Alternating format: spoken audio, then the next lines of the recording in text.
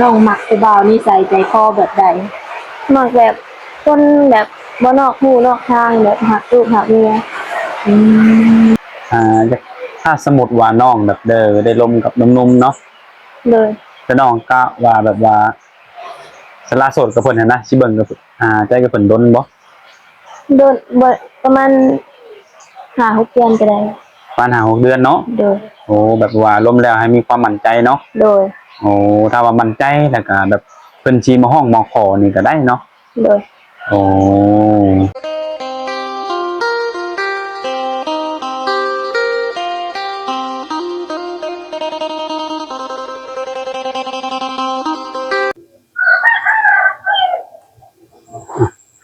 กราบสบายดีและสวัสดีเด้อพ่อแม่พี่น้อง FC หมู่สุคนเนาะที่ติดตามดาสิลัดทางช่อง YouTube นี้เนาะก็คือเป็นช่อง YouTube ที่ถ่ายทำเกี่ยวกับสาวโสดเนาะหรือว่าเปิดใจหาเนื้อคู่ให้แหละทุกคนเนาะวันนี้ทุกคนเนาะทางบ่าวสิลัดก็ได้เดินทางมาหาทางสาวโสดหน้าใหม่เนาะทุกคนซึ่งประเด็นนี้ก็ยังบ่ทันเคยเปิดใจผ่านโซเชียลจักเทื่อเนาะวันนี้ก็เป็นมื้อแรกที่เพิ่นออกมาเปิดใจว่าซั่นซะในการเปิดใจของเพิ่นนี่เพิ่นก็อยากได้สามีเนาะทุกคนอยากได้สามีที่พร้อมจะละโสดแล้วก็พร้อมสร้างพร้อมซาไปกับเพิ่นเนาะแล้วก็เพิ่นก็สิมีเรื่องราวที่จะมาเล่าให้ฟังในมื้อนี้เนาะถ้าเกิดว่าหนุ่มๆผู้ใดรับได้ก็สามารถอบรมกับเพิ่นได้เนาะแต่ว่าเรื่องราวเพิ่นนั้นจะเป็นแนวใดทุกคนเนาะมีแต่ว่าติดตามในคลิปที่ไปนำกันเนาะสำหรับผู้ใดอยากได้ทางติดต่อก็สามารถทักทายเข้ามาได้เลยทุกคนเนาะป่ะก็เดินกลับไปฟังเรื่องราวของน้องคนนี้กันเลยเนาะทุกคนไปดี โดยสบายดีมาพบมาพอกันเป็นครั้งแรกเนาะแม่นจังอยากจะให้น้องแนะนำชื่อสู้สื่อดีอายุ18-19ปี18-19แม่นโอ้แสดงว่าใกล้จะ19แล้วแม่นเดือนได้ฮอดเดือน2เดือน2โอ้ยังล้นอยู่เนาะแม่นน้องดีบ่อายุมีน้องนี้เนาะน้องนีเนาะน้องนีอายุ18ปีเนาะโดยน้องเคยแต่งงานบ่เนาะเคยเทื่อหนึงแต่ว่าฝากกันโอ้คือน้องนี่เป็นแม่ห้างเนาะแม่มีลูกนำกันบ่มีคนหนึงแต่ใหญ่แล้ว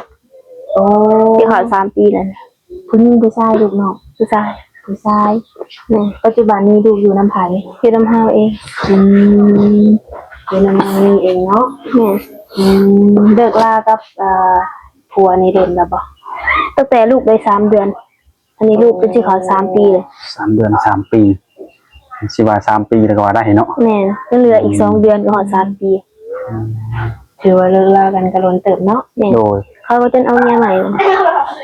เป็นได้ต้นต่อไปสิเป็นหยังตัวต้องแยกเขาบ่ฮู้จักแบบได้ลูกออกมาลูกแบบบ่ได้กินนมแม่เนาะเฮาก็อยากไปหาเงินเขาก็บ่อยากไปหาแล้ววันนี้เขาลิ้นผู้สาวเลยต่างคนต่างไปโอ้นี่คือต้นปลายสาเหตุเนาะแม่นโดยโอ้เขาติดผู้สาวแม่นอายุซ้ำกันบ่รุ่นอ้าย2 ปีเด็กคือว่าและรุ่นอ้ายเพิ่นก็ยังอายุบ่หลายเนาะแม่ยังอยากดิ้นอยู่เนาะแม่นเขายังอยากลิ้นอยากกินแล้วปัจจุบันนี้ลูกนี่อยู่นำแม่น้องบ่อยู่นำน้องเองนี่แหละอยู่บ้านแม่น้องอยู่ไทยโอ้แม่น้องอยู่ไทยแม่คือน้องนี่เลี้ยงลูกผู้เดียวบ่แม่โอ้เก่งแท้น้องล่ะบ่ได้กินนมน้องเองบ่กินนมพุ่นแต่เศร้าแล้วเศร้าตั้งแต่ปีกว่าพุ่นก็มีไงเลยโดยเพิ่นเลยเข้าโรงเรียนแล้วบ่ยังบ่ทันเข้าเขาแต่ว่าถ้าฮอด4 ปียังเอาเขาเลี้ยงลูกผู้เดียวถือว่าเก่งหลายเนาะน้องหลานเนาะโดยแบบเงินคำใช้นี่เอามาแต่ไสมีแต่แรกๆก็ตอนแม่อยู่ก็ไปหาเองมื้อนี้ก็มีแต่เอานำแม่เอาก็เราก็มีครอบครัวแล้วเราก็ให้ได้บ่หลายโอ้โดยแบบเงินซื้อนมซื้อหยังให้ลูกนี่เอานำแม่เนาะโดยตอนแรกๆก็หาเองแม่เอาให้แม่ซักก็ไปไทยนี่หาตั้งแต่ลูกได้3 เดือนจนฮอดลูกได้2 ปียังได้มาบ้านโอ้ โดยแล้วปัจจุบันนี่เพิ่นยังกินนมกล่องนมหยังอยู่บ่ก็กินอยู่เป็นบางเวลาอืม กินเป็นบางมื้อฮะบางมื้อก็บ่ได้กินอืม กินนมเล็กกระซอยแต่หั่น โดยน้องอยู่กับลูก2คนนะ อยู่กับน้องสาวค่ะ อยู่กับ น้องสาวก็ยังน้อยทั้งก็11 12ปีอืม สำหรับเลี้ยงทั้งน้องเลี้ยงทั้งลูก โอ้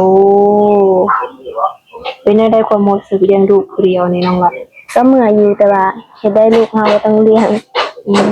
มแม่เขาไล่เพิ่นออกมาได้เนาะ แม่น โดยก็คือน้องก็เป็นโสดมาใน3ปีแล้วเนาะสิเข้า3ปีแล้ว ที่เขา3ปีแล้ว คือน้องกับผู้เจ้าของงานไปเฮ็ดเวียกเฮ็ดงานหรือว่าแบบผู้บ่าวนี่นะเขามาหาอยู่บ่ เขามาหาแต่ว่าตอนนั้นยังบ่กล้าเปิดใจเก็บ อืมแบบว่าเฮายังบ่กล้าเปิดโอกาสให้ไผเข้ามาในชีวิต แม่นครั้งนี้แหละครั้งแรกที่กล้าเปิดใจกันเลย อืมถือว่าครั้งแรกเนาะ แม่น และน้องนี่เปิดใจในรอบนี้นี่น้องหาคู่ชีวิตบ่หรือว่าหาแฟน หาแฟนค่อยคุยไปก่อนก็ได้แบบคุยไปก่อนก็ได้ โดย ค่อยมั่นใจค่อยแบบมาเอากันก็ได้ อื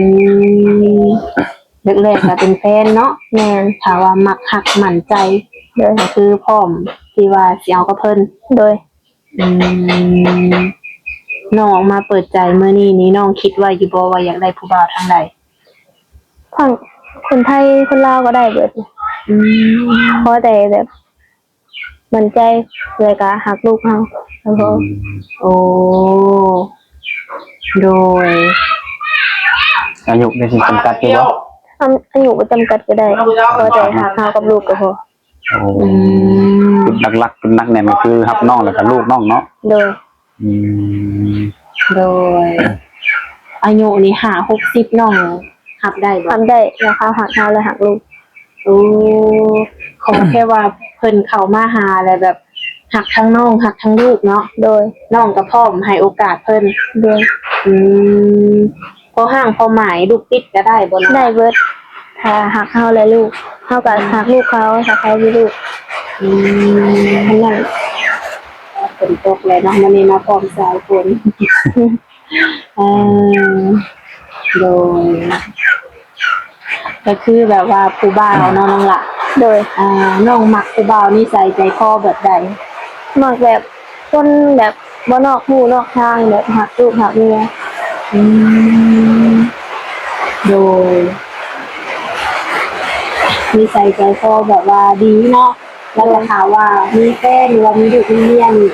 ให้ฮักครอบครัวเนาะ โดย อ๋อแบบว่าบ่อยากเจอคือที่ผ่านมาเนาะน้องหลาน แม่นแม่น อืมแล้วแบบว่าน้องมีสามีหรือน้องไปอยู่นำสามีได้บ่จ๊ะ ได้ไปอยู่ได้ เสียงเก่งได้ก็ดีเพิ่นก็ตกเงินขนาด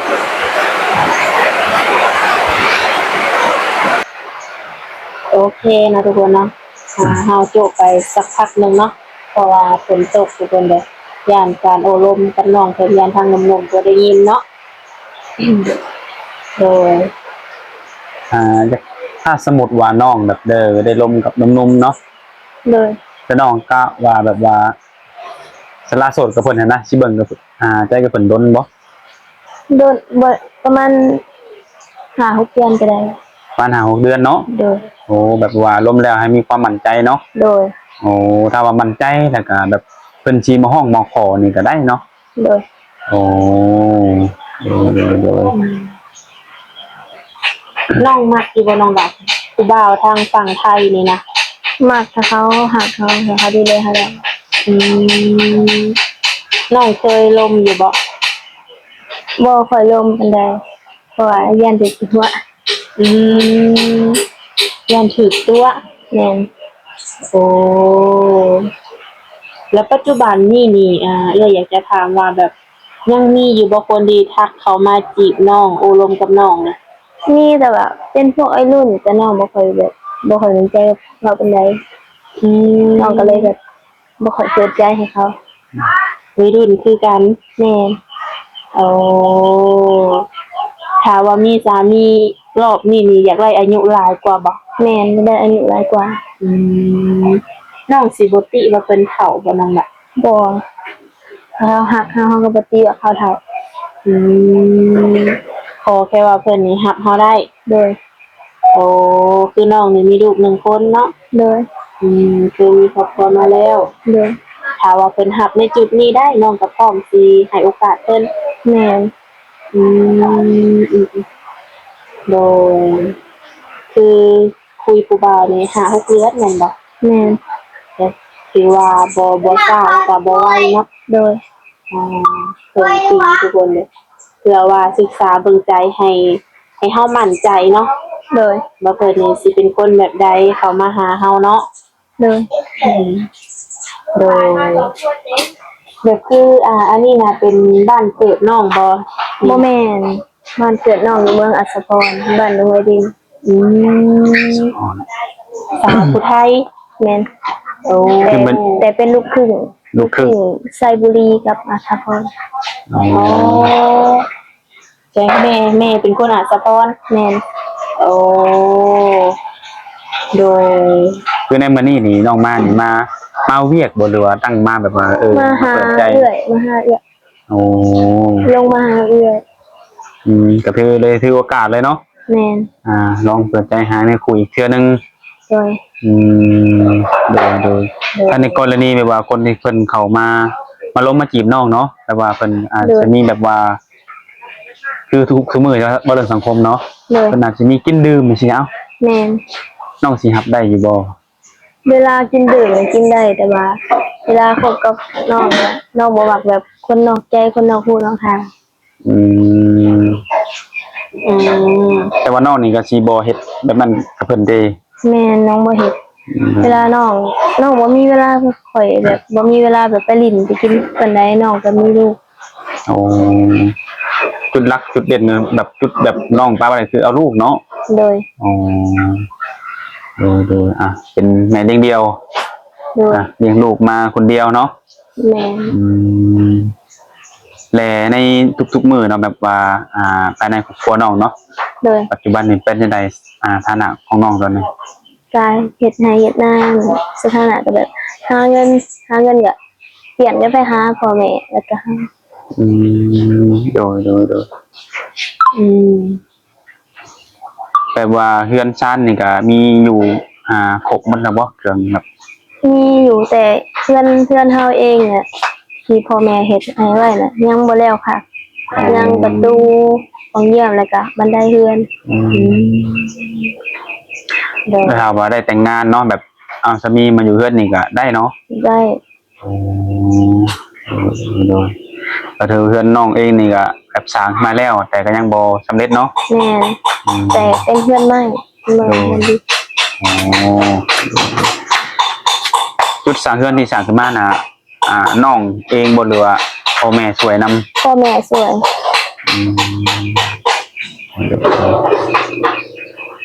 ก็คือเรื่องน้องกับสามีเก่านี่คือว่าบ่ได้ไปมาหาสู่กันแล้วเนาะ บ่เขาเอาเมียแล้ว ยังว่าเพิ่นมาดินน้ำลูกน้ำหยังบ่ได้มาบ่ บ่มาเงินเลี้ยงลูกบ่ให้จะกีบเลย โอ้ บ่เคยให้ลูกมีแต่เฮาหาเลี้ยงเอง แต่ว่าน้องนี่แบบแต่งงานแบบจดทะเบียนสมรสกับแม่บ่ บ่แค่ขอกันซื่อ อ๋อ ๆยังบ่ได้แต่ง ยังบ่ได้แต่งเนาะ แต่ว่าตอนเลิกลากันเลยน้องหล่ะแบบเพิ่นได้ชดเชยให้บ่แบบเป็น บ่ต่างคนต่างไปเพราะว่าเฮาจับได้ว่าเขาเลี้ยงผู้ชายแต่ว่าเฮาก็แบบหาบ่ได้แล้วเฮาอยากไปนะ มคือแบบน้องจับได้ว่าเพิ่นนอกใจดิ่งผู้สาว แม่น โอ้น้องหักบ่ได้เนาะ แม่น โดยต่างคนต่างไป แม่น แต่แบบเพิ่นก็แบบคือแบบบ่ได้เดียวแลลูกเลยบ่นะ แม่นบ่ได้เลี้ยงแลลูกมีเทื่อหนึ่งตอนลูกได้ประมาณ6 เดือนมาเยี่ยมก็บ่ได้เอาหยังมาให้เลย มาเยี่ยมซื่อ แม่น ๆเดี๋ยวมื้อนี้เมียใหม่ตอนนั้นเมียใหม่เขาก็มาด่าเฮาบ่ฮู้เรื่องนี้เลย เอาตัวมาลา บ่ฮู้น่าจะแม่นพ่อมันโทรมาหาแม่เฮาแหละโทรถามเรื่องลูกเขามาด่าเฮา โอ้ ว่าเฮาไปวุ่นวายเฮาบ่ได้วุ่นวายเฮาก็บ่ได้โทรหา มาด่าใช่เมียใหม่เพิ่นมาด่าเฮาเทือนบ่ บอกแซดมาด่าเลยเฮาไปหาแล้วแม่เขาบอกว่าบ่แล้วแล้วแม่ว่าใส่แม่เขา อืม แล้วก็จะมีจบกัน โดยโอ้ อืมคือแบบว่าในกรณีที่แบบว่าเพิ่นฮู้อยู่ว่าลูกนี่กินนมปุ่นเนาะ แม่น แต่ว่าในแบบเพิ่นก็บ่ได้คิดแบบสิซอยเนาะ บ่คิดเลย ทั้งที่แบบว่าเพิ่นแบบเป็นลูกตัวเองค่ะเนาะ แม่น บา บาง ง ที ที เป็ เป็น น ลูกย่าเด้ ผู้หญิงก็บ่ได้สนใจแบบถามหาก็ถามหาซื่อๆแต่บ่เคยเอาเงินให้ อ๋อซื้อเครื่องซื้อของเพิ่นอะ เคยซื้อมาให้2สุดเสื้อหั่นแหละ อืมเท่านั้น เพราะนั้นได้ก็หันน้องเฮ็ดเองเบิด โอ้ โอ้ ถือว่านอนก็เก่งเนาะสู่ซนโดยตัวเองมา พ่อแม่ซอยบางเทื่อบ่ตกงานก็พ่อแม่ซอย อืม อืมยังดีแต่ว่าพ่อแม่นี่บ่ปะบ่ทิ้งเนาะ แม่น อืมโดย แต่ว่าน้องมาเปิดใจแบบนี้อะน้องหละแบบน้องสะดวกโอลมกับครูบ่าวอยู่บ่ สะดวกกว่าลูกน้องมันใหญ่แล้ว มันก็วิ่งไปตามนั่นแหละแบบวิ่งกับน้องสาวคอยนั่นล่ะวิ่งไปนั่นมันไม่สู่สนใจกับแม่เพราะกลางคืนมันนอนกับแม่ อื อื ม มโดยก็คือว่ามีเวลาโอลมกับครูบ่าวเนาะ มี อืมถ้าว่าเพิ่นโทรมาแบบนี้น้องก็สิรับสายเพิ่นอยู่บ่ ครับแต่คุยกันแรกๆก็หับไปว่าคุยกันไปแบบคุยเรื่อง อืมโดยคือน้องก็เป็นผู้เจ้าผู้งามเนาะน้องล่ะหน้าตาผู้บ่าวนี่จำกัดบ่ บ่จำกัดถ้าแบบว่าเขาหักลูกเขาเลี้ยงเขาได้กับลูก อืมเบิ่งแยงเลี้ยงเฮาได้ แม่น คือจุดหนักเลยตัวนี้เนาะนี่ดูแลครอบครัว เขาแบบบ่อยากพ่อจุดเก่านะบ่อยากเลี้ยงลูกบ่อยากเลี้ยงเมีย อืม เดือนหนึงนี่น้องค่าใช้จ่ายน้องเบิดหลายบ่ รายค่าน้ำค่าไฟนั่นอยู่ที่เฮาเบิด อืม เครื่องใช้เฮือนครัวอยู่ที่เฮาเบิดผู้เดียว โอ้โดย เพราะว่าพ่อแม่อยู่ไทยหมดเนาะแล้วพ่อเจ้าหาเงินแบบหากันบ่ค่อยได้รายต่อบัดเรื่อย เดือนหนึ่งแม่ฝากให้ใช้อะไรเป็นไร ๆ1,500เท่านั้นแบบ ทุกๆได้ทุกเดือนบ่ บางเดือนก็บ่ได้บางเดือนนี่ โอ้ หันหาเป็นเงินกี่ก็ประมาณล้านหนึงเนาะ ฮอดบ่พอซื้อกินซั่นของกินซุมื้อนี้มันก็แพง อืมแม่นอยู่เนาะ แต่ตัวน้องเองก็สิไปเฮ็ดเวียกเฮ็ดงานก็บ่ได้เนาะ แม่น เรื่องน้อยถ้าว่ามีผู้เอาลูกให้นี่ก็คือสิไปได้อยู่บ่ แม่น อ๋อ นี่ก็ต้องได้จ้างเขาเจ้าอีก อืมคือวันทุกมื้อนี่ก็ถ้าว่าแม่ฝากเงินมาให้ก็จังสิได้ใช้แม่นบ่ แม่น อืมโดยก็คือว่าจุดหนักกับตัวนี้จุดนี้แหละเนาะ แม่น ลูกก็ยังน้อยแต่ว่าลูกใหญ่แล้วก็ยังว่าพออันใครเนาะว่าซั่นนะ แม่น อืมโดย ถ้าว่าครูบ่าวอยากมาเยี่ยมมายามเลยน้องล่ะ ก็มาได้ อืมให้เพิ่นมาเนาะ ต้อนรับเสมอ โดยอืมเพิ่นชวนไปดิ่งไปเที่ยวได้น้องสิไปได้บ่ แต่ก็ลูกนั่นแหละไปบ่ได้ดอกถ้ามาลินแถวบ้านเนาะมาลินได้อยู่ อืมถ้าแบบว่าให้ไปเที่ยวน้ำเพิ่นทางไกลเนี่ยไปบ่ได้เนาะ แม่นอยากลูก อืมโดย ถ้าสิเอาลูกไปก็บ่ไว้ใจเขาแบบทางจะคุยกันใหม่ อ๋อต้องให้ไว้ใจกันก่อนเนาะ แม่น อ่าโดย อยากถามว่าถ้าว่าเพิ่นมีคนสนใจน้องอันนี้เนาะ โดย แต่ว่ามักแต่ว่าอยากมาสักมาสานำนะแต่หลักๆคือตัวนักเด่นเนาะก็สิลองถามลองเบิ่ง โดย หลักๆก็แม่นเพิ่นยังฮู้แต่เรื่องค่าดองค่าที่สอนนั่นแหละเนาะ เรื่องนี้มีแต่ถามแม่อะไรยังบ่ บ่ถ้าสิถามแบบว่ากับคนเก่าน้องนี่เท่าไหร่ค่าดองน้อง 30ไปล้าน 30ไปล้านมีคำนำบ่ มี มี แต่ คำมี ทุก งัว มื้อ บ่ นี้พระเจ้าแบบการบ้านเมืองเขาบ่ให้ต่ำกว่า50ล้านอยู่บ้านเท่าไหร่40ปลายล้าน อืม โอ้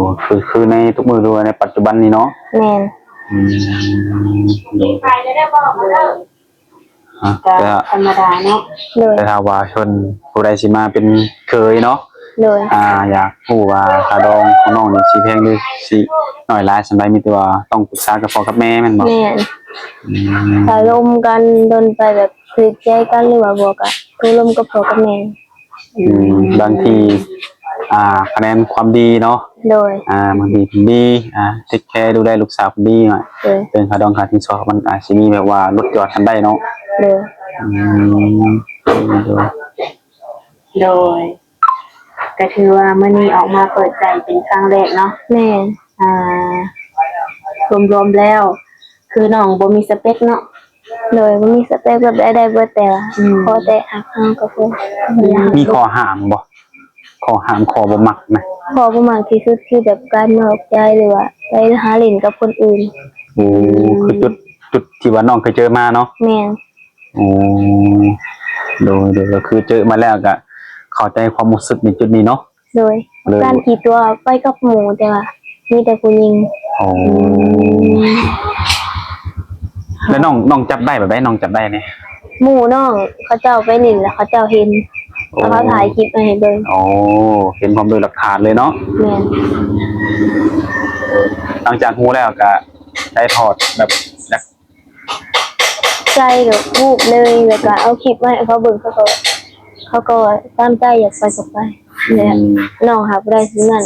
น้องก็ว่าไปก็ไปน้องก็หนีไปหาเงินก็เอาลูกให้แม่ อืมโดยนี่แหละเนาะ แม่ หักของวัยรุ่นเนาะง่ายๆก็ แบบเขายังบ่จักพอนะ โดยยังเป็นวัยรุ่นอยู่ เป็นไม่รู้ นั่นน่ะเนาะวัยรุ่นก็บ่ได้เว้าเมารวมหรอกเนาะ แม่น คือสิเว้าในจุดที่น้องเจอนี่แหละ แม่น บางคนก็วัยรุ่นก็มีหูคิดมาสร้างสาก็มีหลาย แม่นวัยรุ่นบางคนเขาก็คิดสร้างคิดซา นั่นแหละโดย บางคนก็มีอะไรยังน้องก็บ่ดอกทางไปหาคนอื่น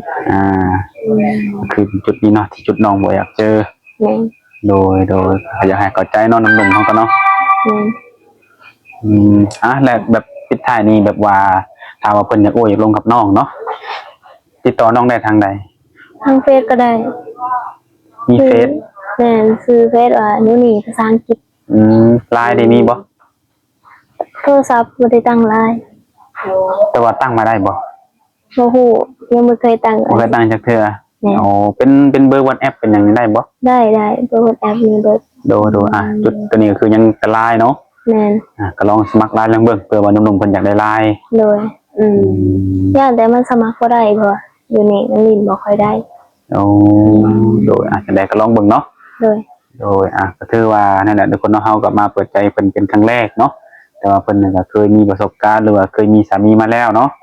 ถ้าว่าผู้ใดเบิ่งคลิปนี้ตั้งแต่ต้นจนจบคิดว่ารับได้เนาะตามที่น้องบอกมาแหละตามที่น้องแบบต้องการหั้นนะว่าไงก็อยากอยากลมก็ลองมาศึกษากันเบิ่งบ่แม่นว่ารับได้แล้วสิมาขอลงกับบ่แม่นเนาะต้องได้ลมกันเบิ่งคือน้องว่าแหละขอเวลาเบิ่งใจประมาณ5เดือน6เดือนเนาะหรือว่าบางทีอาจจะบ่ฮอดหรือว่าอาจจะหลายกว่านั้นก็มีเนาะอันนี้คืออย่างตัวอย่างมาทุกสิ่งทุกอย่างมันขึ้นอยู่การอบรมกันเนาะความเข้าใจโดยก็มีแต่นั้นแหละทุกคนเนาะแต่เรื่องค่าดองค่าสินสอดคือว่าแหละก็ทางพ่อและแม่น้องเพิ่นเนาะสำหรับใครที่อยากจู่โจมอย่างหูในหูลงหน้านะเนาะโดยทางเฮาก็สิขอสนิทแหละมื้อหน้ามื้อในจังหวะกันใหม่เนาะ โดย สบายดี สบายดี